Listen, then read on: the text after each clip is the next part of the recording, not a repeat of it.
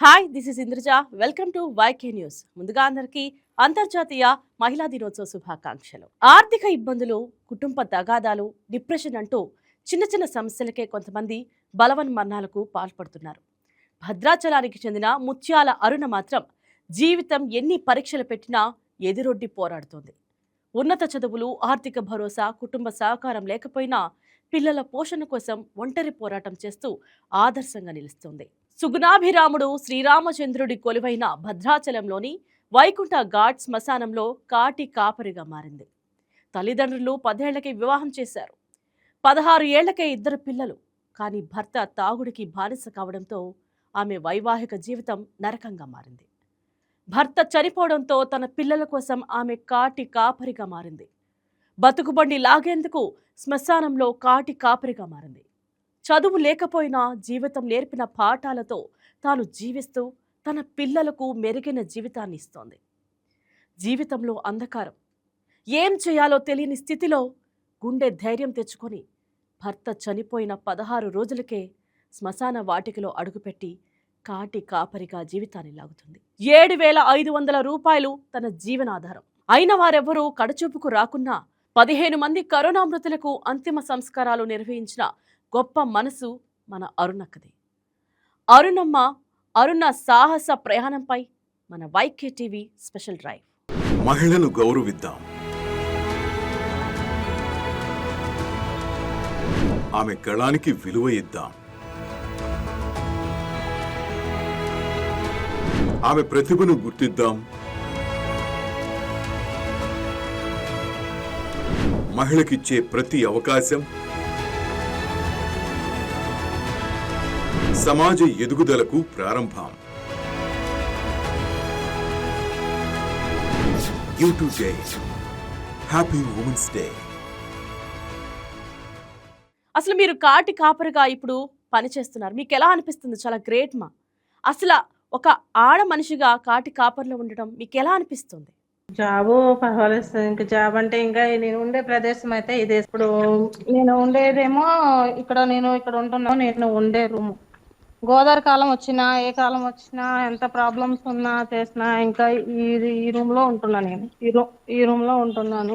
నేను చేసే మొత్తం అంతా గోదావరి కాలానికి చాలా డ్యామేజ్లు కూడా అవునాయి సార్. దీనికి చాలా డ్యామేజ్లు అయినాయి ఇక్కడ. అంటే ఇప్పుడు మీరు చెప్పారు సార్, తల్లిదండ్రులు ఉన్నవారు ఉన్నారు, లేని వారు ఉన్నారు, వదిలేసిన వారు కూడా ఉన్నారు. ఇంటి పిల్లల్ని కొంతమందిని నేను కూడా సాకుతున్నాను. పిల్లల్ని, అమ్మాయిల్ని పెళ్లిళ్ళు చేశాను. ఏ ఆధారం లేని పిల్లలు కూడా ఇంకా ఉన్నారు. దేవుడు కలిసిన జాబు, ఈ జాబ్ లోనే ఉంటున్నా. ఆయన చనిపోయిన కానీ ఇక్కడ వర్క్ చేస్తూ బాడీలు కాలుస్తూ శవాలు ఎవరన్నా అనాథలకి ఇట్లా ఎవరన్నా ఉన్నా ఏదన్నా ఇక్కడికి వస్తే ఆధారం, వాళ్ళే నాకు ఆధారం, నేను వాళ్ళకి ఆధారం అన్నట్టు ఇక్కడ ఉంటున్నాను. అన్నమ్మ చెప్పండి, మీకు ఈ వృత్తిలో వచ్చినప్పుడు, ఈ వృత్తిని ఎంచుకున్నప్పుడు భయం వేయలేదా? నేను పెరిగిన పెంపకాన్ని బట్టి, నా తల్లిదండ్రిని బట్టి, నేను చిన్నప్పటి నుంచి నేను ఎదిగిన వాతావరణాన్ని బట్టి ఇది నాకు ఒక భయం అనేది ఏమనిపించలేదు. ఇది ఒక ఆదర్శనంగా, అసలు ఏ సమస్యలన్నా ఎదుర్కొని మనం నిలబడాలి, ఇంకా అనేకులకి మనం ఆదరవుగా ఉండాలి. ఇప్పుడు భయంగా చూసి మరి మన్ని భయపెట్టుద్ది ఉండదన్న ఆలోచన నేను ఈ వృత్తిలో నిలబడిపోయాను. కుటుంబం, నాకున్న సమస్యలు, నా భర్త లేని పొజిషను, నా చిన్నప్పుడే నాకు బాల వివాహం, తండ్రి ఏమో ఎటు చేయలేని పరిస్థితి, మంచాన పడ్డారు, అమ్మ చనిపోయింది, ఏ ఆధారం లేని కుటుంబం మా కుటుంబం. కడుపులో కాళ్ళు ఆకుని పడుకున్న కుటుంబం మా కుటుంబం. ఆ కుటుంబంలో పుట్టి పెరిగిన దాన్ని. చిన్న వయసులోనే నాకు 2 పిల్లలు, 13 సంవత్సరాలకి 2 అబ్బాయిలు. తను మందుకు బానిస అయ్యారు. తన మందుకు బానిస అయ్యి ఘాటీలో వర్క్ దిగిన కానించి తను ఇదైపోయి అవనవయాలు పాడైపోయింది. 2 సార్లు 3 సార్లు లివర్ కామెర లాగా వచ్చి తను చనిపోయారు మా ఆయన గారు. సాధారణంగా మనం ఒక చిన్న బ్లడ్ చూస్తేనే, రక్తాన్ని చూస్తేనే ఆడపిల్లలం భయపడతాం. అలాంటిది నువ్వు శవాల్ని చూస్తున్నావు శ్మశాన వాటికలో, నీకెలా అనిపిస్తుంది? ఇక పిల్లలు ఇక్కడ ఉన్నాం. కోవిడ్ టైంలో, అంతకు ముందు టైంలో చాలా మందిగా ఎవరు లేని ఆధారం లేకుండా అక్కడక్కడ చెట్ల కింద పండుకునేటోళ్ళకి కొంతమంది ఆధారంగా ఉంటాం. ఏం లేకుండా ఉన్నాం. మేము మాకు అలా వచ్చాము అనుకున్నాం. పిల్లలు ఉన్నట్టుండి వదిలేసి వెళ్ళిపోయారు కొంతమంది తల్లిదండ్రులు. ఇక్కడ అట్లానే పెంచుతూ ఇక్కడ ఈ ఊరిలోని పని చేసుకుంటూ ఇక్కడ ఉన్నారు. మీ 2 పిల్లలు ఏం చేస్తున్నారన్నమ్మ? వాళ్ళు ఎలా చదువుతున్నారు, ఏం చదువుతున్నారు? యాక్చువల్లీ వాళ్ళ చదువు కోసమే నువ్వు ఇంత తాపత్రయపడుతున్నావు, ఇంత పని చేస్తున్నావు. ముందు మీ పిల్లల గురించి చెప్పండి. ఈ సంవత్సరాలు తెలుసుకోగలిగాను. ఒక అబ్బాయి అయితే ఐటీ చేశారు కానీ ఒక యాక్సిడెంట్ లోనే ఆ బాబుకు తలకి బలమైన గాయం తగిలి జాబ్ అనేది కూడా ఏమీ లేకుండా అప్పుడప్పుడు పిడిసలాగా రావడం పట్టుకోవడం జరుగుతుంది. ఇంకా పిల్లడు ఇంటికాడే ఉంటున్నాడు. ఇప్పుడు నేను, నా కుటుంబం, నా పిల్లలు అందరం ఇందులోనే మీదనే ఆధారపడి ఉన్నాం. అన్నమ్మ, మీరే స్వయంగా ఈ అంత్యక్రియలు చేస్తూ ఉంటారా? అసలు దీని ప్రాసెస్ మీకు ఎలా తెలుసమ్మా? కాలవటం చేస్తాను, కాలవటం, పోడవటం, ఒకవేళ లేదంటే ఎవరన్నా అంటే ఎవరు లేకుండా అక్కడ చనిపోయిన వాళ్ళు ఎవరైనా ఉన్నారని గవర్నమెంట్ హాస్పిటల్ నుంచి ఏమైనా కాల్ వచ్చినా దానికి సంబంధించిన ఏర్పాట్లు మొత్తం నేను చేస్తున్నాను. అంటే వెహికల్ మా దగ్గర లేదు, ఉంటే బాగుండేది. మాకు వెహికల్ లేక నేను గ్రామ పంచాయతీ వారికి సార్ వాళ్ళకి చెప్తే ఆ గ్రామ పంచాయతీ నుంచి మాకు డెడ్ బాడీని మా దగ్గర పంపిస్తారు. మా కాడికి పంపిస్తే మిగతా కార్యక్రమం మొత్తం నేను చేస్తున్నా సార్. ఇక్కడ మన సాంప్రదాయం ప్రకారం ఆడవాళ్ళు ఎవ్వరూ శ్మశాన వాటికి వెళ్ళకూడదు అనే నిబంధన ఉంది. మరి మీరు శ్మశాన వాటికలోనే పనిచేస్తున్నారు. మరి మీకు ఎవరు దీన్ని అడ్డు చెప్పలేదా? మీ ఫ్యామిలీ కానీ మీ చుట్టుపక్కల ఉన్న వాళ్ళు కానీ ఇది తప్పు అని మీకు ఎప్పుడు అడ్డంకి రాలేదా? సందర్భం అంటే సార్ మనకి అనేవాళ్ళు ఉన్నారు కానీ నన్ను, నా కుటుంబాన్ని పోషించేవారు లేరు కదా. నువ్వు చెప్పడానికి ఎంతమంది అన్నా చెప్తారు, అనేటోళ్ళు ఎంతమంది అంటారు. ఒక్కొక్క మనిషి ఒక్కొక్క రకంగా ఆలోచిస్తూ ఉంటారు, ఒక్క ఉద్దేశంతో ఉండరు కదా. కాకపోతే వారనే నాకు చాలా ఎదుర్కొన్నారు. ఉమ్ములు సహించిన రోజులు ఉన్నాయి, దెబ్బలు సహించిన రోజులు ఉన్నాయి, అవమానాలు సహించిన రోజులు ఉన్నాయి. ఇక్కడికి వచ్చేటోళ్ళు అందరూ తాగే వస్తారు కానీ ఎవరు తాగకుండా వచ్చిన వారు లేరు. పడదాని అలా ఉండి ఇలా ఉండి అన్నారు. కానీ నేను అవన్నీ తీసుకుని అయ్యే నాకు ఆయుధాలలాగా నేను పట్టుదలతో ముందుకెళ్తాను. అన్నమ్మ, మీకు మనసుకు ఎప్పుడన్నా కష్టం కలిగిందా? మీకు కష్టం కలిగిన సందర్భం ఏంటి? మా వైకే టీవీతో పంచుకోండి. ఆడవారమైనా మా తీరున మేము ఉన్నప్పుడు మాకు వచ్చే ఎన్నో నిందలు, అవమానాలంటే ఎప్పుడు ఉండేవి కదా. అనాల్సిన వాళ్ళు అనేటోళ్ళు అంటూనే ఉంటారు. ఇక్కడ బాడీ కాడికి వచ్చిన వాళ్ళు కొంతమంది ఏమో పుల్లలు తక్కువ వేసే ఉంటారు, కొంతమంది ఎక్కువ వేసే ఉంటారు. నీ పెత్తనం ఏందంటారు, నువ్వెందుకు పక్కకు ఉండమంటారు. ఇలాంటి నేను స్టార్టింగ్ నుంచి చాలా పడి ఉన్నాను. రాంగ నేను ఒకటే అన్నాను, ఇదివరకు మీడియా వాళ్ళకి కూడా చెప్తున్నాను, ఇప్పుడు చెప్తున్నాను, ప్రజలు గుర్తించాలి సార్. ఎందుకంటే ఇప్పుడు ఇక్కడ ఈ చోట్లని ఎవరు ఉండరు. పాములు భరిస్తున్నాం. పాములు వచ్చినా మాకు కరెంట్ ఉందా లేదా, తాగునీరు ఉందా లేదా, వీళ్ళు ఏం తింటున్నారు, ఏమి లేదు. ఒక మృతదేహం వస్తే ఆ మృతదేహానికి వచ్చిన డబ్బులు పెట్టి వాళ్ళకి పుల్లలు ఏర్పాటు చేయాలి, వాళ్ళకి ఇక్కడ మొత్తం అన్ని వాళ్ళు వచ్చేటాలకు నీళ్ళు ఏర్పాటు చేయాలి, వాళ్ళకి వచ్చినాక బాడీకి పుల్లలు 4 ముద్దులు మోస్తేనే కొన్నిస్తారు ఇలాగనమాట. ఇప్పుడు అన్నీ పుల్లలు ఉన్నాయి, అంత పెద్ద పెద్ద పాటి ముద్దులు కూడాను ఎత్తుక్కొని మోసి అన్ని వాళ్ళకి సాగు చేయాలన్నమాట, అన్ని అందించాలి. ఇప్పుడు అలాగ అంత కష్టంతో కూడిన పని. కాకపోతే వాళ్ళు అర్థం చేసుకోలేని వాళ్ళు మన తాగి వస్తారు సార్. వాళ్ళు ఎవరన్నా ఏమన్నా అన్నా కానీ ఇంకా పట్టించుకోకుండా ఏంటంటే నేను నా పిల్లల్ని పెంచుకోవాలి, మాకంటూ ఆధారం ఇంకా ఇది ఒక జాబ్ ఇక్కడ ఉండే వాళ్ళం కాబట్టి ఇంకా లైక్ తీసుకుంటున్నాం. అన్నమ్మ, నాకు ఒక చిన్న డౌట్ ఉంది. శ్మశాన వాటికలో చనిపోయిన తర్వాత కులాల గురించి మాట్లాడుకుంటారా? మీరు చెప్పండి అన్నమ్మ. ఇక్కడికి వచ్చిన వాళ్ళు ఎంతమంది అంటే కులం అంటారు. కులాలను కూడా పెట్టి మాట్లాడని వారు ఉన్నారు. కాకపోతే ఒకటండి, ఇప్పుడు కులాన్ని మతాన్ని ఎవరు మాట్లాడరు, కుల మతాలు ఎవరు అడుగుతున్నారు. ఇక్కడ మేము చేస్తున్నాక రక్క ఆడితేనే డొక్క ఆడుతుంది, ఒక చేస్తేనే కదా అంటే వేరే వాళ్ళు చేయాల్సింది మీరు చేస్తున్నారు ఏంటి అన్నవారు కూడా ఉన్నారు. ఆ ప్రశ్న నాకు ఎదురైంది. ఇప్పుడు ఇక్కడ ప్రతి ఒక్కరు కూడా సార్, మానవుడు ఉన్నంత సేపే సార్ నాది నీది. మానవుడు వెళ్ళిపోయినాక ఆ జీవ అనేది ఎక్కడికి చేరుతుంది? భూమి మీద ప్రతి ఒక్కరు ఎంతమంది ఎన్నో రకాలుగా మాట్లాడుకుంటారు, అది వాస్తవమే. కానీ వదిలినప్పుడు ఈ దేహాన్ని వదిలిపెట్టిన జీవ అనేది ఎక్కడ చేరుద్ది అనేది ఎవరికి తెలియదు. మన భూమి మీద ఎవరైతే పంపారో ఆ భూమి మీదకి మన పంపిన వారు, మన తల్లి గర్భంలో మన వేసిన వారికి తెలుసును. చాలా మంది ఉన్నారు. మీడియా వాళ్ళు వచ్చినాకనే నాకంటూ చాలా మంది అంటే ప్రజల నుంచి ఒక అమ్మలాగా, ఒక అక్కలాగా, ఒక తమ్ముళ్ళలాగా, బిడ్డ నేనున్నానని కాల్ చేసిన వాళ్ళు ఉన్నారు, ఆదరించిన వాళ్ళు ఉన్నారు, మాట్లాడిన వాళ్ళు ఉన్నారు. ఒకదాన్నే ఉన్నానన్న ఆలోచన అయితే లేకుండా ప్రపంచం మొత్తం నాకంటూ ఒక సహోదరులని పరిచయం చేసింది మీడియా వాళ్ళందరికీ కూడా ధన్యవాదాలు చెల్లించుకుంటున్నాను సార్. నేనైతే ఆ శ్రీరామచంద్రుణ్ణి ఎప్పుడూ మీరు ప్రశ్నించలేదా? నా జీవితం ఏంటి, నా జీవితం ఎందుకు ఇలా రాశావు తండ్రి అని ఎప్పుడు ప్రశ్నించలేదా? వరకు నా పుట్టుకలో నుంచి, నేను పుట్టిన కాడ నుంచి ఇప్పటి వరకు నేను నా తల్లిదండ్రులనే కానీ నేను ఈ భూమి మీదకి వచ్చి నాకు జన్మనిచ్చిన వారినే కానీ తిరిగి ప్రశ్న వేయటం అంటూ నాకు తెలియదు. నాకు గురి ఏంటిదంటే నాకు ముందు ఏ పని కనపడితే ఆ పని చేయడం. ఒకవేళ ఎవరైనా ఆకలితో ఉన్నారో అంటే నేను తినే దాంట్లోనే నేను పుట్టి పెరిగింది 6 కేజీ బియ్యం ఉంటే 6 కేజీలోని పావుసరి బియ్యం ఒక పూట, ఇంకొక పావుసరి బియ్యం ఇంకొక పూట తిని బతికిన కుటుంబం సార్ నా కుటుంబం. ఆ కుటుంబంలో నుంచి నేను వచ్చి ఆకలి దప్పికలు ఏంటనేది ఒక అనుభవం ఉంది నాకు. అవన్నీ నాకు అది తెలుసు. అంటే మనకి పిరికడ ముద్దను కట్టుకోవడానికి ఒక వస్త్రమే మనతో వస్తుంది. ఆస్తులు అంతస్తులు కట్టుకున్న బిల్డింగులు ఉన్న మనకి ఏది కూడా అనేది మనతో ఏది రాదు. కరోనా టైంలో బాడీస్ని అలా వదిలేసి వెళ్ళిపోయారు కుటుంబ సభ్యులు. మీకేమనిపించింది అరుణమ్మ? మీకు భయం వేయలేదా? వాళ్ళని ముట్టుకోవాలన్నా వాళ్ళ దగ్గర ఉండాలన్నా మీకు భయం అనిపించలేదా? అంత ధైర్యం మీకు ఎక్కడి నుంచి వచ్చిందమ్మా? నేను ఇక్కడికి వచ్చేలా ఎంతో మందిని చూస్తున్నా. చేతుల మీద నేను ఎంతో మందిని చేశాను. కోవిడ్ టైంలో అయితే తల్లి తండ్రిని ముందు పెట్టుకుని ఆ ప్యాకింగ్ చేసి అంటుకోవడానికి భయపడ్డారు, ముట్టుకోవడానికి భయపడ్డారు. వదిలేసి వెళ్ళిపోయారు. వదిలేసి వెళ్ళిపోతే ఎవరు ఏంటో తెలియదు. వాళ్ళకి అంత భయం ఉంటుంది, నాకేంత భయం? నేను భూమి మీద ఉండాలని నన్ను పుట్టించిన దానికి నేను ఒకళ్ళు ఉండాలని అంటే ఉంటా, లేదంటే పోవాలని అంటే పోతా. ఏ టైం అయినా మానవుడు గాల్లో దీపం ఎంతో మనిషి ఊపిరంతా. ఈ గడియలో ఏమొస్తుందో ఎవరు చెప్పలేము. అరుణమ్మ, కరోనా టైంలో మీరు ఎంతమందికి ఈ కార్యక్రమం చేశారు? అంటే ఎంతమంది శవాల్ని మీరు కాల్చారు? బాడీలు ఇక్కడ వదిలేసి వెళ్ళిపోయేవారు. ఎవరికైనా ఫోన్లు చేద్దామన్నా కోవిడ్, మళ్ళీ లాక్డౌన్ టైము స్పందించిన వారు ఎవరు లేరు. అప్పట్లోనే ఆ లాక్డౌన్ అడ్డం పెట్టుకొని పుల్లలకు కూడా వ్యతిరేకమైన అప్పట్లోని పుల్లలు మనకు వచ్చే కిట్లు, వేసుకునే కిట్లు కాడి నుంచి అవన్నీ ఇవన్నీ చాలా చాలా రేట్లు ఉండయి. ఈ వ్యాన్లు గల్లోళ్ళు ఎవరైతే ఉండారో వాళ్ళు బాడీని తీసుకొచ్చిన వాళ్ళు ఇంత ఇస్తామమ్మా మీరు చేయండి అని నేను మాకు చెప్పిన వాళ్ళే ఉన్నారు. కానీ ఇప్పుడు ఇక్కడికి వస్తారు, అమ్మ ఒక మృతదేహం ఉందంటారు. పుల్లలకి ఎంత ఉందండి, డీజిల్కి ఎంత అవుతుందండి, అయ్యా మాకు కాల్చిన ఛార్జీ బాడీ కాలిస్తే 500 మాకు మిగిలేది, ఇక్కడైతే 500 మిగులుతుంది సార్ మాకు, ఇది సార్ మాకు వచ్చేది అంటే చూడండి అమ్మా ఎవరు లేరు అంటే సరే సార్ ఉన్న వాళ్ళు ఉంటేనేమో ఇస్తారు, లేని వాళ్ళు ఏది లేదు, నా దగ్గర ఉన్నాయన్నీ వాళ్ళ కొరకే కదా నేను ఇక్కడ ఉంది, వాళ్ళకి సేవ చేయటానికే కదా అన్న ఆలోచన తప్ప నాకైతే వేరే దురుద్దేశం అన్నది అయితే నాలో అయితే ఏమీ అనేది లేదు సార్.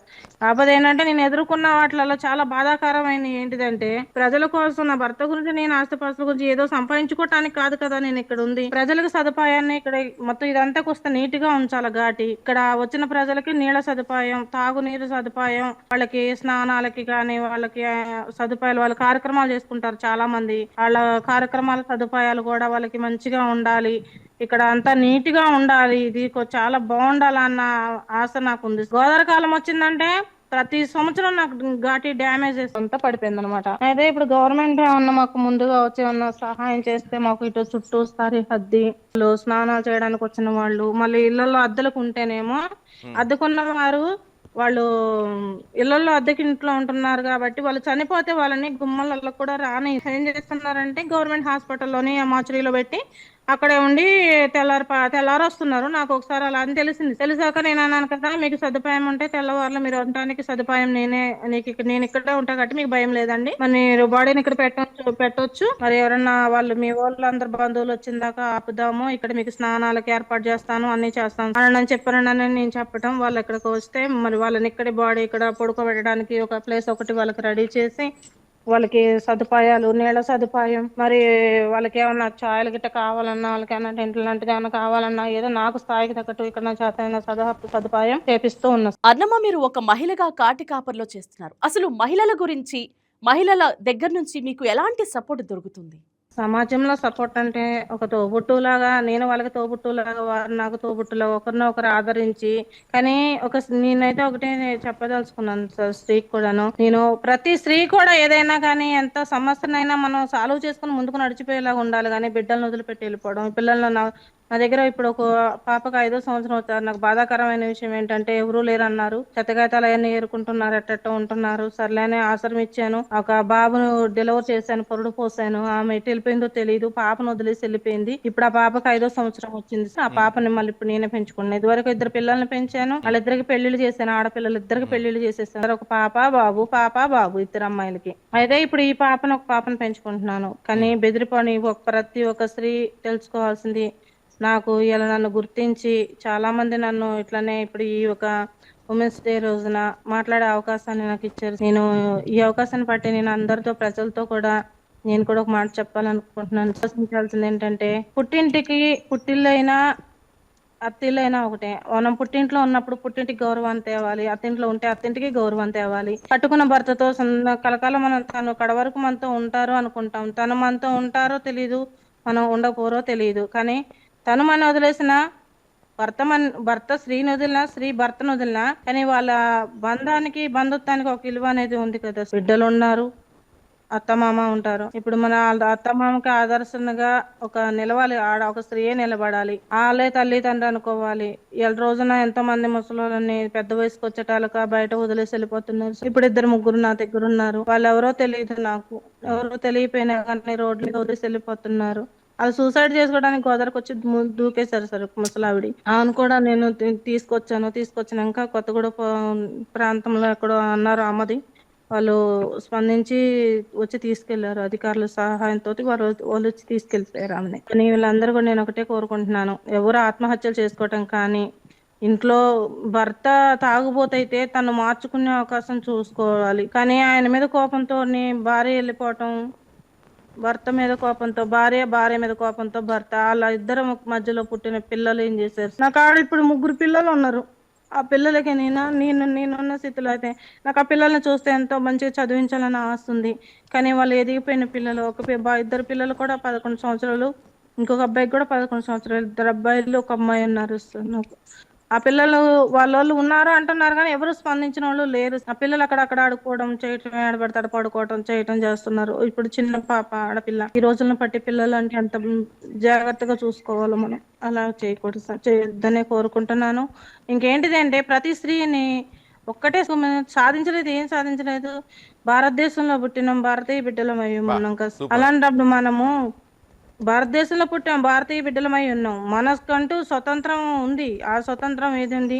ఏ స్వతంత్రాన్ని అన్నా సాధించుకోవాలన్నా ఆడ మనిషే, దాన్ని పోగొట్టుకోవాలన్నా ఆడ మనిషే. మాకు ఒక స్త్రీలోని ఉన్నాయి, స్త్రీలోని లేనంత సమస్తం సాధ్యం. ఒక స్త్రీ తలుచుకుంటే ఏదైనా చేయగలదు. తను ఒక మెట్టి ఎక్కాలి, ఏదైనా సాధించి నేను నిలబడాలి. ఒక ఏ పనైనా సరే.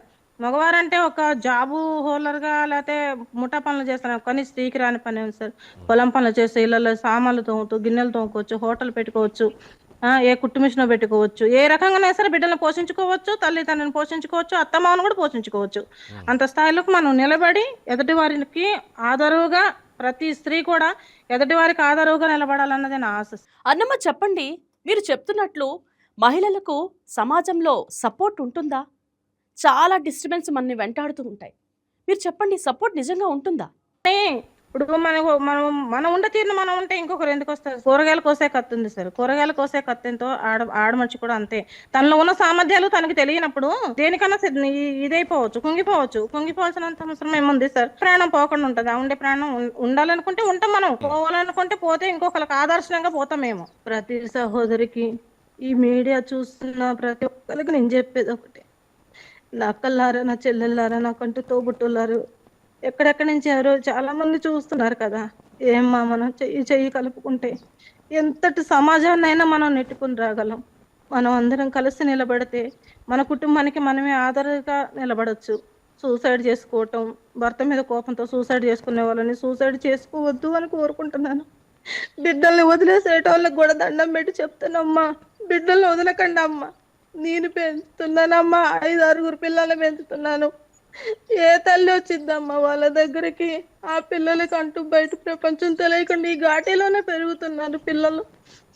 నేనే అమ్మని అనుకుంటున్నా. అమ్మ అన్నప్పుడు వాళ్ళకందరినీ అమ్మలాగానే పరిచయం చేస్తున్నా. ఇక్కడికి వచ్చిన వాళ్ళందరూ కూడాను చూసి, ఆ పిల్లల్ని చూసి ఏదో పాలపేడ పిల్లలకి ఇచ్చి వెళ్తుంటే వాళ్ళు నవ్వుతూ ఈ ఘాటీలో తిరుగుతూ పెరుగుతున్నారు. ఎవరి పిల్లలు కూడా అలాంటి పరిస్థితి రావద్దని కోరుకుంటున్నాను. నాకు ఈ అవకాశాన్ని ఇచ్చిన ఈ యొక్క టీవీ ఛానల్స్ సహోదరులకు అందరికీ నా మీద కోపం ఉంటే నన్ను క్షమించండి, మన్నించండి. కోవిడ్ టైంలో ఎవరి దగ్గర నేను అంత డబ్బుగా నేనేమి తీసుకోలేదండి. నేను వాళ్ళ ఖర్చులు మందం వాళ్ళని అడుగుతున్నాను. వాళ్ళు ఇక్కడ సేవను బట్టి, చేసే పనిని బట్టి వాళ్ళు ప్రజలు గుర్తించి మమ్మల్ని, మాకేమి ఇవ్వకపోయినా ప్రజలు గుర్తించి మమ్మల్ని కూడా అందరిలో మేము కూడా ఒకటి అన్నట్టుగా భావించి ఇక్కడికి వచ్చే ప్రతి ఒక్కరు కూడా నడుచుకోవాలనేది మా ఆశ. తాగి వస్తున్నారు, తాగి వచ్చి ఏమంటారో తెలియదు. ఎవరేమన్నా మేమైతే ఇక్కడ గమ్ముగా మేము మా పని మేము చేస్తున్నాం. మేము ఆ పని మేము చేస్తున్నాం. వాళ్ళ కార్యాల కొరకే కదా మేము ఇక్కడ ఉండేది. మేము వాళ్ళ స్త్రీలనే నా తల్లికి నేను చిన్నప్పుడే తల్లికి దూరం అయిపోయాను. ఆ తల్లి విలువ ఏంటో నాకు తెలుసు కాబట్టి నేను ఇవాళ ప్రతి తల్లికి చెప్తున్నాను, ఎప్పుడు బిడ్డల్ని దూరం చేయొద్దమ్మా. అది నీ ప్రతి ఒక్క స్త్రీని కోరుకునేది నేను అదే. ఎందుకంటే నా తల్లికి నేను చిన్నప్పుడే దూరం అయిపోయాను. పిల్లలకి తల్లి విలువ ఏంటో తెలియకపోతే వాళ్ళ పరిస్థితి ఎవరికి ఏమని చెప్పుకోగలరు? మగవారంటే పక్కన స్నేహితులు చెప్పుకోగలరేమో. ఆడపిల్లకి ఎంత దుఃఖం ఉన్నా కానీ ఆడపిల్లకి చెప్పుకునేది తల్లికి. ఆ తల్లి పిల్లల్ని దూరం పెడితే తల్లి ఎంత అల్లాడిపోతారమ్మా పిల్లలు. అన్నమ్మ, మీ పుట్టిల్లు మెట్టినిల్లు ఆ వైకుంఠ ఘాటే. ఒకసారి మా వైకే టీవీ ప్రేక్షకులకు లైవ్ లో చూపిస్తారా మీ ఏరియా అంతా అక్కడ? ఇదిగోండి, నేను రోజు పొద్దున్న సాయంత్రం ఉండేది ఇక్కడ గోదావరి ఘాట్. ఇదే సార్ మొత్తం గోదావరి వచ్చినప్పుడల్లా మొత్తం అంతా డ్యామేజ్ అవుతుంది. గోదావరికి డ్యామేజ్ అయిపోయినాయి సార్. ఎవరన్నా ప్రభుత్వం నాకు అధికారులు ఎవరన్నా హెల్ప్ చేసేటోళ్ళు ఉంటే సార్, నాకు ఈ పొయ్యిలో ఇవన్నీ పాడైపోయినాయి, కొంచెం అంతా సహాయం చేయడానికి ఎవరన్నా ముందుకు వస్తారేమోనని ఎదురు చూస్తూ ఉన్నాను. ఇవన్నీ మొత్తం అన్ని అయ్యో ఆ భైరవులన్నీ ఇక్కడే ఉంటాయి. అన్నమ్మ, ఫైనల్ గా మీరు ఏం చెప్పాలనుకుంటున్నారు? మీరు పెంచుకున్న పిల్లల్ని ఒక్కసారి చూపించండి. వీళ్ళ కుటుంబం కూడా ఉంది. ఈ అమ్మాయికి తల్లి తండ్రి లేరు. ఈ అమ్మాయిది ఈ ప్రాంతం కూడా కాదు సార్, వేరే ఊరు ప్రాంతం ఈ అమ్మాయిది. ఈ అమ్మాయిని ఒక అబ్బాయి ఇష్టపడ్డాడు, పెళ్లి చేసుకున్నారు. ఒక బుద్ధి పాప. ఆ అబ్బాయి కూడా పేరెంట్స్ ఎవరు లేరు. వీళ్ళు కూడా నా దగ్గర ఉంటున్నారు ఇక్కడ. నేను ప్రజల తరపున ప్రతి స్త్రీ గురించి, కుటుంబం గురించి మాట్లాడని విషయాలలో ఎవరినన్నా నేను బాధించిన మాటలు నాలో ఏమన్నా ఉంటే, నాకు చదువు లేదండి. నేను చిన్నప్పటి నుంచి కూడా ఇట్లా గోదావరి ప్రాంతంలో ఇట్లా గోదావరి మట్టిగా ఒంటరిగా పెరిగిందాన్ని నేను. కాబట్టి నా మాటలు ఎవరన్నా గనక గాయపరిచి ఉంటే నన్ను మన్నించండి, క్షమించమని కోరుకుంటున్నాను. అరుణమ్మ, గోదారమ్మ తల్లి నీకు అండగా ఉండాలని, అటువైపు కొండ మీదున్న రాముడు, ఇటువైపు శివయ్య, మరొక వైపు కాలభైరవులు నీకు అండగా ఉండాలని మనస్ఫూర్తిగా కోరుకుంటూ మా వైకే టీవీ తరపున ఆల్ ది బెస్ట్. మరొకసారి మహిళా దినోత్సవ శుభాకాంక్షలు. మహిళను గౌరవిద్దాం, ఆమె గళానికి విలువ ఇద్దాం, ఆమె ప్రతిభను గుర్తిద్దాం. మహిళకిచ్చే ప్రతి అవకాశం సమాజ ఎదుగుదలకు ప్రారంభం. You today. Happy Women's Day. ఈ వీడియో మీకు నచ్చినట్లయితే లైక్ చేయండి, షేర్ చేయండి, మా ఛానల్కి సబ్స్క్రైబ్ చేయండి.